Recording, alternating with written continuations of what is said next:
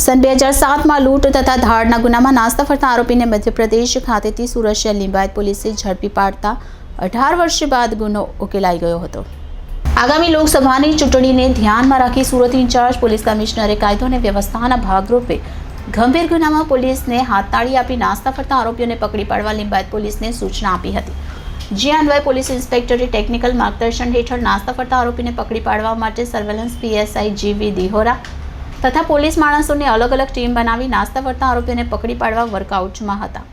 તે દરમિયાન સર્વેલન્સ સ્ટાફના head constable Alkeshbhai Dholabhai, head constable Kanchibhai Hamirbhai, police constable Aniruddhsinh, પ્રહલાદસિંહને અંગત અને વિશ્વાસુ બાતમીદાર મારફતે સંયુક્ત બાતમીના આધારે આરોપીનું ચોક્કસ લોકેશન મેળવી લિંબાયત પોલીસ સ્ટેશનના લૂંટ તથા ધાડના ગુનામાં નાસ્તા ફરતા આરોપી જોગડા જબરિયા બારિયાને પકડવા જાંબુઆ મધ્યપ્રદેશ ખાતે જઈ હ્યુમન સોર્સ તથા ટેકનિકલ વર્કઆઉટ કરી 18 વર્ષીય આરોપીની ધરપકડ કરી હતી।